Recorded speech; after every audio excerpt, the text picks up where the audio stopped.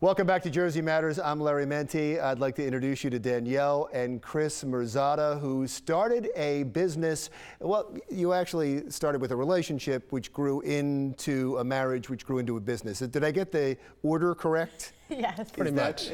And Merzatta is a jewelry manufacturer, a jewelry brand. Fair? Fair. Now, let's go back and start the story from the beginning. How did you two meet? At her grad school, I was visiting a friend of mine, and I enjoyed the visit, so I came back, and here we are today. You skipped a whole lot. Yeah. So a relationship formed, you got married, and then you decided to start this business? Is that how it happened? Yeah, we were working on a high-end construction project in the Grenadines on an island called Mystique. Chris was there for 3 years, and we got married in the middle of this construction project, going back and forth from the Grenadines through Miami to New Jersey. And what was your job at the time? I was a builder. I was construction, but it was all fancy, high-end things that were supposed to fit, designed by computer. But by the time they got down into the Caribbean sun and the heat and whatever, nothing fits. So it was complicated, cut and paste kind of stuff, all kinds of crazy materials. It was kind of a fancy, fun project, and she hopped in on the project towards the end of it. And then we came back to New Jersey and didn't know what to do because the project was over. But we brought some of the things you actually see with. But I want to get to the point where that grew into you deciding to start making jewelry. so when I'm returning from the islands, we had a lot of technical skill between us. I have a master's in metalsmithing. Chris has a lot of jewelry training. And we were at the age where a lot of our friends were getting married. And so we began to turn down, like, oh, would you please make my wedding rings? We're like, oh no, we make sculpture, not jewelry.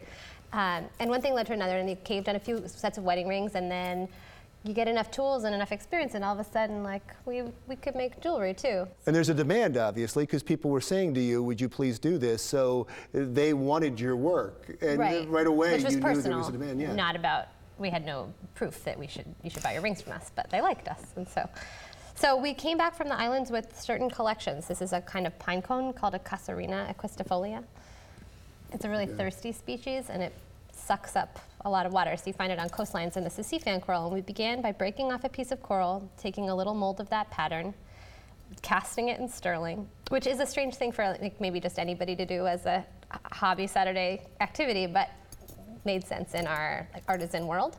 And one thing led to another, and that became a necklace. And then 2 pieces became a pair of earrings. And I said, I know, we'll be jewelers. That's what we'll do. Is that the way it happened? Exactly. So you That's a smart man. You forged nature into jewelry. Yeah. And all of this is based on something in nature? That's right. So we're very texture driven and specifically natural textures. So we have put Mother Nature on the design team, you could say. So it gives us both some flexibility in what we do, because you can see there's a little bitty pine cone, and then there's sea fan coral, and anything you can find out in the woods has the potential of being a new texture for us to work with in the jewelry. Wow, and expensive? The range is really wide. We start at $22 for a small stud, and that single design item could be in bronze or sterling or platinum or 18 karat gold, and so the price can swing within a small item, or it can be really expensive and how investment much really quality. Expensive? I think our highest sales are around $9,000. This bracelet is in the upper end. A piece like this is a little bit of a lower end, so you can get in anywhere with us. And gift wrap and shipping are on us when you buy on the web. I read about you in Jersey Monthly. That's how we contacted you. So the name of your place is getting out there. How are you doing? It's been a pretty good year. Yeah? Yeah. So the word's getting out there and you're getting a lot of sales. Do people show up, or do they come to do you have a website? We have a really beautiful website. We exhibit nationally at art shows, probably around 30 venues this year alone.